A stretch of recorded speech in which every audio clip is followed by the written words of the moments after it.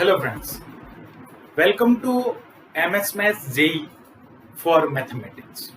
Mathematics के लिए मैं आपके सामने जो टॉपिक वाइज जो है वीडियो में आपको क्या करूंगा, एनसीईआरटी के जो इंपॉर्टेंट क्वेश्चंस है, एनसीईआरटी बेस्ड जो जेई के लिए इंपॉर्टेंट क्वेश्चन है वो मैं आज आपको इस वीडियो में करवाऊंगा। टॉपिक वाइज अलग अलग वीडियो में मैं करवाऊंगा। जैसे मैंने आज जो फर्स्ट टॉपिक लिया है वो सेट, टॉपिक नंबर 1 है सेट समुच्चय। ठीक है, उस पे बेस्ड पे कुछ क्वेश्चंस कराऊंगा। क्वेश्चंस आपकी स्क्रीन पर आते जाएंगे और मैं उनको यहाँ पे बोर्ड पे सॉल्व करवाता जाऊंगा। हो सके तो आप उनका स्क्रीनशॉट भी ले लीजिएगा, आगे कभी काम आए। मैं यहाँ से क्वेश्चन नंबर फर्स्ट शुरू करता हूँ, पढ़ता हूँ। आपकी स्क्रीन पे क्वेश्चन है, यदि ए समुच्चय दिया गया है और कोई समुच्चय बी दिया गया है तथा एन समशिष्टीय समुच्चय है, यानी यूनिवर्सल जो है वो एन समुच्चय जो है यूनिवर्सल समुच्चय है, तो A dash union A union B intersection B dash किसके बराबर होगा। आपको 4 ऑप्शन दिए गए, तो देखो इसको मैं सॉल्व कराता हूं। यहाँ पे जैसे कि हमको फाइंड क्या करना है, इसने कहते हैं जो एन है ना वो क्या है, यूनिवर्सल सेट है। हमको फाइंड क्या करना है, देखो इधर फाइंड करना है कि A dash union A intersection B union B dash, ये जो चीज सॉरी इंटरसेक्शन है यहाँ पे, ये जो चीज है इनको हमें क्या करना है, फाइंड करना है। तो मैं क्या करता हूं, पहले इस वाले को सॉल्व कर देता हूं। देखो A intersection B dash, A intersection B dash, sorry intersection B union है, हाँ सॉरी यूनियन है। तो क्या हो गया, A union B intersection B dash. इसको हमको सॉल्व करने के लिए क्या करना पड़ेगा, जब ये सॉल्व करेंगे तो इसका आंसर आएगा ए। यहाँ पे ए यूनियन बी है, इंटरसेक्शन में बी डैश है, तो इसको सॉल्व करने पे आंसर आएगा हमारा ए आएगा, क्योंकि ये बाहर बी डैश है इंटरसेक्शन में और यहाँ पे यूनियन में कौन है, बी है, इसलिए इसका आंसर क्या आ जाएगा, ए आ जाएगा। ठीक है, हम शॉर्ट ट्रिक से चलेंगे थोड़ा। अब हम देखते हैं कि इसके साथ में जो है इसकी वैल्यू है वो ए है। तो देखो A intersection union A, sorry A dash union A dash union ए जो है ना वो क्या है, एक यूनिवर्सल सेट है जो है। देखो ए डैश यूनियन ए वो यूनिवर्सल सेट है, और क्वेश्चन ने पहले क्या किया, जो यूनिवर्सल सेट है वो एन से रिप्रेजेंट हो रहा है इस क्वेश्चन में, तो इसलिए इसका जो ऑप्शन हो जाएगा वो 3, जो ऑप्शन नंबर 3 है वो हो जाएगा इसका सही आंसर। चलते हैं अगले क्वेश्चन की ओर। निम्न में से रिक्त समुच्चय हैं, देखो आपको ऑप्शन दिए गए हैं, उनमें से रिक्त समुच्चय हमको देखना है। ठीक है, तो देखो मैं यहाँ पे रिक्त इन जो सेट्स में कुछ इक्वेशंस दिए गए, तो इन इक्वेशंस को मैं क्या करूंगा, आपको सॉल्व करके बताता हूँ कौन सा नल सेट है या कौन सा नल सेट नहीं है। ठीक है, हम फर्स्ट इक्वेशन की अगर बात करते हैं तो X square minus 1 is equal to 0 है, तो X square is equal to 1 हो गया, X is equal to plus minus 1 is belongs to R, तो ये नल सेट नहीं हो सकता। ये किससे, आर से बिलोंग करता है। ये हो गया फर्स्ट। सेकंड अगर बात करते हैं तो X square plus 1 is equal to 0 है। ठीक है, ये हो जाएगा X square minus 1 X is equal to -1 root हो जाएगा। ये जो है वो आर से बिलोंग नहीं करता है, देखना ध्यान से, ये आर से बिलोंग नहीं करता है, इसलिए ये क्या हो जाएगा, एक नल सेट हो जाएगा, यानी 5 हो जाएगा। तो इसका जो आंसर नंबर ऑप्शन नंबर 2 है वो हो जाएगा इसका ऑप्शन सही। चलता है तीसरे क्वेश्चन की ओर। देखो तीसरा क्वेश्चन है, यदि a बराबर 5 हो तो p a किसके बराबर होगा। p a का मतलब हो जाएगा यहाँ पे उप समुच्चय से, a का मतलब यहाँ से किससे है, उप समुच्चय से है। तो हम देखेंगे कि वो जो a जो है ना वो है 5, a 5 हो जाएगा। देखो a इज इक्वल टू है 5 और p a हमको फाइंड करना है, ये है एक उप समुच्चय। क्या है, उप समुच्चय है। अब उप समुच्चय क्या था, 5 का जो सबसेट होता है ना वो 5 ही होता है, हमेशा ध्यान रखना। किसी भी क्वेश्चन में क्या हो जाता है, 5 जहां पे आता है ना उसका जो उप समुच्चय कह दो, उसका सबसेट कह दो इंग्लिश में, तो खुद ही उसका होता है। तो P का जो उप समुच्चय होगा ना वही उसका सेट, उसका ही सेट क्या होगा, वो एक उसका उप समुच्चय होगा, उसका सबसेट होगा। ठीक है, ये क्वेश्चन नंबर था 3। अब चलते हैं क्वेश्चन नंबर 4 की ओर। क्वेश्चन नंबर 4 है, यदि A B दोनों परिमित समुच्चय हैं जिनमें A के जो अवयवों की संख्या है वो 3 है, B के अवयव की संख्या 6 है, तो हमको A यूनियन बी के अवयवों की संख्या का न्यूनतम मान भी ज्ञात करना है और अधिकतम मान भी ज्ञात करना। देखो ये थोड़ा अच्छा क्वेश्चन है, इंपोर्टेंट क्वेश्चन है। ठीक है, थोड़ा लॉन्ग क्वेश्चन भी होगा, तो वीडियो थोड़ी लंबी भी होगी, तो आप इसको एंड तक जरूर देखना। मैं इंपोर्टेंट क्वेश्चन आपको कराऊंगा, फालतू का जो कचरा होता है वो मैं इस वीडियो में आपको नहीं करवाऊंगा। जैसे फोर्थ क्वेश्चन की मैं बात करता हूं, देखो एन ऑफ ए जो देख दिया हुआ है ना वो 6 है, और एन ऑफ बी जो है ना वो है हमारे पास 3, मतलब समुच्चय ए में जो नंबर है ना कितने अवयव है 6, और समुच्चय बी में कितने अवयव है 3 अवयव है, ध्यान रखना। अब देखो यहाँ पे मैं बात करता हूं, इसमें हमको फाइंड करना है कि जो ए यूनियन बी है ना उसमें न्यूनतम भी फाइंड करना है और अधिकतम भी फाइंड करना है। ठीक है, न्यूनतम और अधिकतम दोनों फाइंड करना है किसमें, N of A union B में।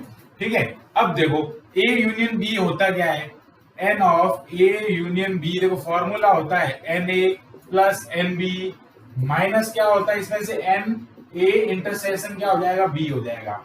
अब N A union B is equal to 6 plus 9 है ना, सॉरी 6 प्लस 3 क्या हो जाएगा 9, माइनस क्या हो जाएगा ए इंटरसेक्शन बी हो जाएगा। अब मैं यहाँ पे कॉन्सेप्ट समझाना चाहता हूँ, वो कॉन्सेप्ट क्या है उसको ध्यान से देखना। Number of A union B ज्यादा कब होंगे, मतलब मैक्सिमम कब होगा, हमको मैक्सिमम और मिनिमम फाइंड करना है ना, तो ये मैक्सिमम कब होगा, जब number of A intersection B क्या होगा, मिनिमम होगा, और number of A union B minimum कब होगा, जब number of A intersection B क्या होगा, मैक्सिमम होगा। अब देखो हमको क्या करना पड़ेगा, यहां से एन ए इंटरसेक्शन बी और इसकी दोनों की वैल्यू फाइंड करनी पड़ेगी। तो हम बात कर रहे हैं ए इंटरसेक्शन बी की मिनिमम वैल्यू। अब इन दोनों में से मिनिमम वैल्यू है ना, मिनिमम तो कितने आ सकते हैं, इंटरसेक्ट में 0 हो सकता है, और मैक्सिमम की अगर बात करें इन दोनों में से मैक्सिमम, अब एरो का मतलब क्या हो गया, मैक्सिमम हो गया, तो मैक्सिमम जो इसमें वैल्यू होगी ना वो कितनी इंटरसेक्ट हो सकती है, 3 हो सकते हैं, बिकॉज जो यहाँ पे maximum elements, number of elements है वो कितने 3 है। ठीक है, अब चलते हैं आगे की ओर। अब यहाँ पे ये वैल्यू अगर इसमें पुट कर दोगे कि आपको अगर मैक्सिमम वैल्यू चाहिए इसकी मैक्सिमम वैल्यू चाहिए, तो इंटरसेक्शन वाले की क्या करनी पड़ेगी, मिनिमम वैल्यू उस पर पुट करनी पड़ेगी। तो ये क्या हो जाएगा, N A union B maximum value चाहिए ना इसकी, तो 9 माइनस क्या करना पड़ेगा, मिनिमम वाला पुट करना पड़ेगा 0, मतलब मैक्सिमम वैल्यू क्या हो जाएगी 9 हो जाएगी। अगर आपको N A union B minimum चाहिए तो क्या करना पड़ेगा, 9 माइनस 3 यानी कि मिनिमम वैल्यू कितनी हो जाएगी, मिनिमम वैल्यू हो जाएगी 6 और मैक्सिमम वैल्यू कितनी हो जाएगी 9 हो जाएगी। मोस्ट इंपोर्टेंट क्वेश्चन के रूप में आप इस क्वेश्चन को देखना। ठीक है, अब चलते हैं क्वेश्चन नंबर 5 की ओर। तो क्वेश्चन नंबर 5 में एक बार पढ़ लेता हूं यहां से। क्वेश्चन नंबर 5 है, यदि ए और बी दो समुच्चय हैं, ए और बी दो सेट्स है आपके सामने, उनको क्या करना है, हमको नीचे दिया गया है कि A union B dash whole dash intersection A dash union B whole dash किसके इक्वल होगा, किसके बराबर होगा। ठीक है, ये चीज हमको यहाँ पे देखनी है। तो क्या करता हूं मैं, एक बार क्वेश्चन में जो पूछा है उस क्वेश्चन को एक बार लिख देता हूं। क्वेश्चन में पूछा गया है कि A union B dash whole dash intersection A dash intersection B whole dash, union intersection नहीं है। ओके, अब ये जो चीज होगी वो किसके इक्वल होगी, तो वो देखना है अपने को। अब यहाँ पे जो चीज है ना किसके इक्वल है, तो क्या करेंगे, देखो एक चीज देखो, ये जब डैश है ना इनके ऊपर आएगा तो ये हो जाएगा A dash union B dash का वापस डैश होता है तो वो वापस क्या हो जाता है, बी हो जाता है। ठीक है, इंटरसेक्शन ये क्या हो जाएगा, ए यूनियन ये क्या हो गया, बी डैश हो गया। अब देखो ये यहाँ तो स्टेप अगर आपको समझ में आया तो मैं आगे चलता हूँ। आगे यहाँ पे स्टेप हो जाएगा ए डैश हो जाएगा A dash union B intersection A union B का आ गया। अब क्या करना है, इनका क्या लेना, मेरे को इंटरसेक्शन लेना है। तो इंटरसेक्शन में देखो इसका मतलब क्या होता है, इसका मतलब समझो कि A dash union B, A dash union B मतलब जिस पे डैश होता है ना उसको माइनस करना है, बी माइनस क्या हो जाएगा ए, इंटरसेक्शन यहाँ पे क्या हो जाएगा ए माइनस बी हो जाएगा। अब इन दोनों का इंटरसेक्शन बात कर रहा है तो यहाँ पे इन दोनों में से कुछ भी इंटरसेक्शन नहीं होगा। क्यों नहीं होगा, इधर देखो मैं आपको एक फॉर एग्जाम्पल बात करता हूँ। एक सेट है 1 2 3 और दूसरा सेट है देखो बराबर नहीं है सेट 4 5 और 6।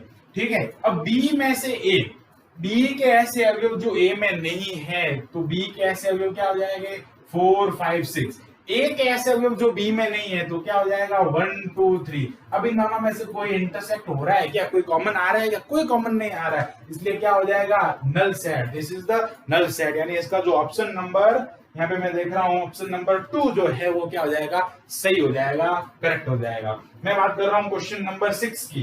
क्वेश्चन नंबर 6 में देखो दो परिमित समुच्चय में m तथा n अवयव हैं। कितने अवयव हैं? m तथा n अवयव हैं। यदि प्रथम समुच्चय में कुल उप समुच्चय की संख्या दूसरे समुच्चय में कुल उप समुच्चय की संख्या के 56 अधिक है तो m n की वैल्यू फाइंड करनी है। m और n की हमको क्या करनी है? वैल्यू फाइंड करनी है। तो देखो कैसे होगी m और n की वैल्यू फाइंड। इधर देखो m और n की वैल्यू, मैं थोड़ा स्पीड में बोलूंगा, स्पीड में चलूंगा क्योंकि वीडियो काफी लंबी होती जा रही है।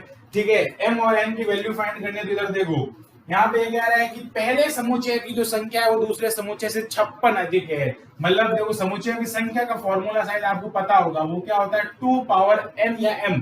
ठीक है, हम m समुच्चय के लिए बात कर रहे हैं तो 2m लिखेंगे और 2n लिखेंगे।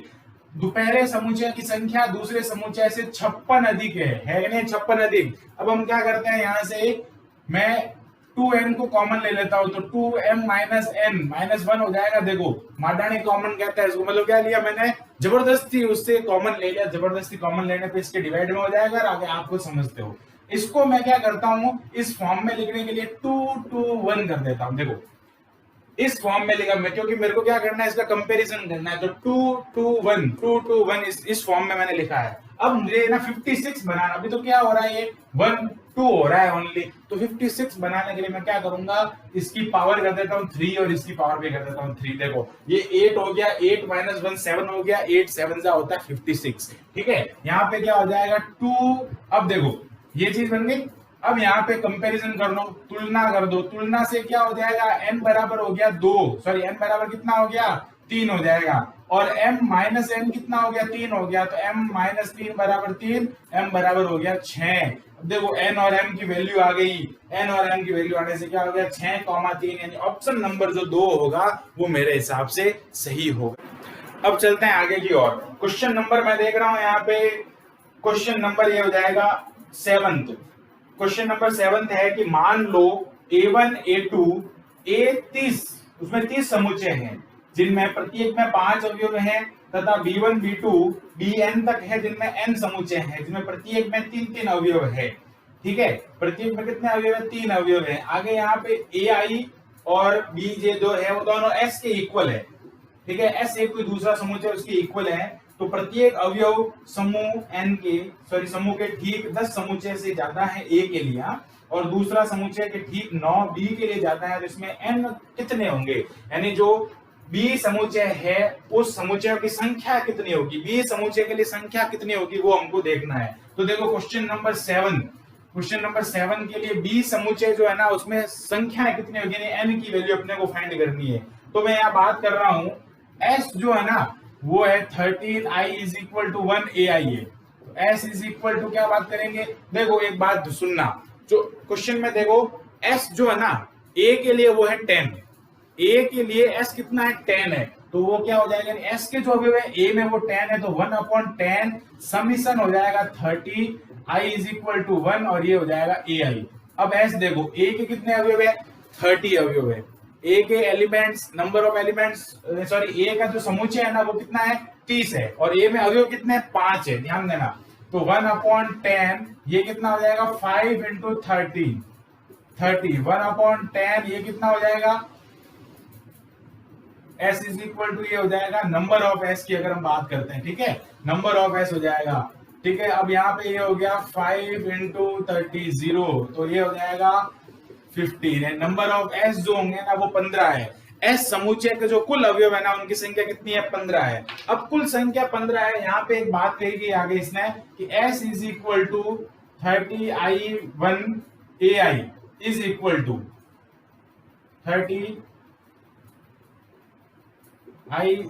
J is equal to 1 BI है, सॉरी BJ है। ठीक है, अब ये चीज इसने कही है, मतलब क्या हो गया कि यहाँ पे क्या हो जाएगा 15 हो जाएगा नहीं 15, और यहाँ पे क्या हो जाएगा BN। अब B में कितने अवयव थे, S के B में कितने अवयव है 9 अवयव, यानी यहाँ पे कितना हो जाएगा 9 हो जाएगा। अब बात करते हैं आगे, समीशन हो जाएगा 30J बराबर क्या हो गया ये I, और आगे क्या हो जाएगा BJ हो जाएगा। तो देखो 15 बराबर 1/9 इंटू B के अवयव कितने हैं, B में जो है 3 अवयव है, और यहाँ पे क्या हो जाएगा n हो जाएगा, ये हो जाएगा 3। तो 15 इंटू 3 बराबर n, यानी n बराबर हो जाएगा 45। मतलब क्या हो गया, बी वाले जो समुच्चय है उनकी संख्या कितनी है, 45 है, यानी बी कितने हैं, 45 है। ए वाले समुच्चय की संख्या दे रखी है कितनी, 30 दे रखी है, और बी वाले समुच्चय की संख्या कितनी है, 45 है। तो ठीक है, इंपोर्टेंट क्वेश्चन की नजरिए से मैं इसको देखता हूं। नेक्स्ट क्वेश्चन है 8th, यदि ए एंड बी निम्न प्रकार से परिभाषित हैं, ए और बी जो है यहाँ पे दो इक्वेशन दे रखी है, इसके हिसाब से परिभाषित है, तो देखो इधर हम इसको ग्राफिकल मेथड से इसको सॉल्व करेंगे। देखो ग्राफिकल मेथड क्या है, देखो ध्यान से, हमको दे रखा है कि y is equal to E power x and y is equal to क्या दे रखा है, x। देखो ये है एक सरल रेखा और ये है एक चर घातांकी ग्राफ। इसको कैसे बनाएंगे, इधर देखो ग्राफ में मैं इसको अगर डिनोट करता हूँ, रिप्रेजेंट करता हूँ, तो चर घातांकी का जो ग्राफ होगा वो ऐसे होगा 0,1 पे। देख लो x की वैल्यू में 0 रखता हूं तो y की वैल्यू 1 आती है, क्योंकि e पावर 0 जो होती है वो 1 के इक्वल होती है। फिर ये है y बराबर mx प्लस c, यानी इसमें 45 डिग्री का क्या हो जाएगा, m हो जाएगा, यानी इसकी जो ढाल होगी, स्लोप होगी, वो कितनी हो जाएगी, 45 डिग्री। अब ये यहां से सॉरी ये जो है इसके एकदम ओरिजिन पॉइंट मूल बिंदु से जाएगी। ये जो है ये रेखा कभी आपस में प्रतिच्छेद नहीं करेगी। जब प्रतिच्छेद ही नहीं करेगी तो इसमें क्या होगा, इन दोनों का जो इंटरसेक्शन पॉइंट होगा वो क्या होगा, नल सेट होगा, यानी ए इंटरसेक्शन बी जो होगा ना वो क्या किसके इक्वल होगा, नल सेट के इक्वल होगा। इन दोनों का इंटरसेक्शन पॉइंट ही नहीं हो रहा है कहीं पे, तो इसमें कोई भी समुच्चय के जो अवयव होंगे वो कभी भी इंटरसेक्ट नहीं होंगे, इंटरसेक्ट हो ही नहीं रहा है। ये था 8th क्वेश्चन। अब चलते हैं क्वेश्चन नंबर 9 की ओर। क्वेश्चन नंबर 9 में आपके सामने पढ़ रहा हूं, देखो कला संकाय की एक कक्षा में 63% विद्यार्थियों ने इतिहास तथा 76% विद्यार्थियों ने समाज शास्त्र विषय ले रखा है। यदि x% विद्यार्थियों ने दोनों विषय ले रखे होंगे तो x की वैल्यू हमको प्रतिशत में फाइंड करनी है। x की वैल्यू हमको क्या करनी है, प्रतिशत में ज्ञात करनी है। तो कैसे ज्ञात करेंगे, देखो इधर देखो, x की वैल्यू ज्ञात करने के लिए हम क्या करेंगे, देखो हम मानते हैं कि माना कुल विद्यार्थी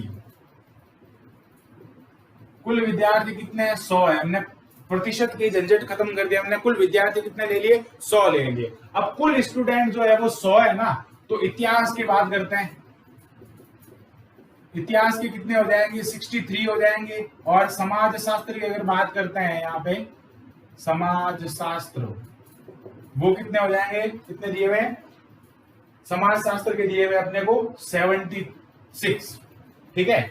अब ये दिए हुए इतने हैं और कुल समाज शास्त्र के इतने 76 है। और अब इनको इनकी वैल्यू फाइंड करने के लिए नंबर ऑफ ए, इसको ए मान लेते हैं, ये हो जाएगा सेट ए और ये हो जाएगा सेट बी, ठीक है। अब यहाँ पे हम क्या करेंगे कि इन दोनों का जो सम होगा ना, number of A and number of B, वो क्या होगा, नंबर ऑफ ए। अब दोनों सब्जेक्ट लेने वाले का मतलब क्या हो गया, इंटरसेक्शन। और यूनियन की जब बात करेंगे ना, ए यूनियन बी, इन दोनों में से जो भी यूनियन होगा वो होगा ना, उसका वैल्यू वो 100 से या तो इक्वल होगी या 100 से कम होगी। अब ऐसा क्यों होगा, क्योंकि देखो इन दोनों में है ना इंटरसेक्शन भी होगा, कुछ ना कुछ इंटरसेक्शन, मतलब कुछ तो ऐसे लोग होंगे जिन्होंने दोनों सब्जेक्ट ले रखे।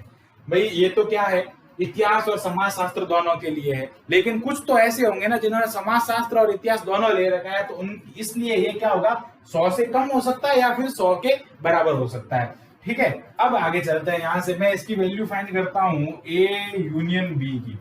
अब ए यूनियन बी, ठीक है, ए यूनियन बी हो जाएगा। हमको क्या फाइंड करना है, इंटरसेक्शन फाइंड करना है, यानी A intersection B. A intersection B क्या हो जाएगा, A N A plus N B minus क्या हो जाएगा, एन ए यूनियन बी।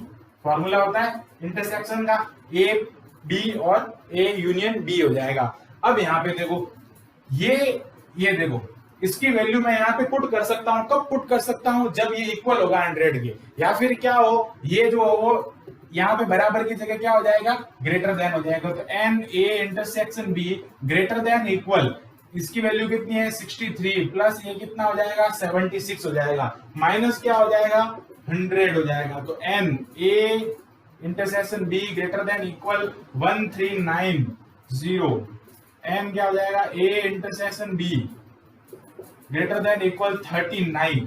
अब देखो ये जो है वो ग्रेटर देन इक्वल है 39 की, इक्वल देन वैल्यू नहीं है, ग्रेटर देन इक्वल किसके है 39 है। अब यहाँ पे मैं अलग ये यहाँ तक सॉल्व करने के बाद इसको अलग मेथड से देखना, अलग नजरिए से देखना। वो क्या होगा, देखो N of A intersection B जो होगा ना, वो n ऑफ a से कम होगा, क्योंकि जिसने दोनों सब्जेक्ट ले रखे है ना उसकी वैल्यू 63 से कम होगी।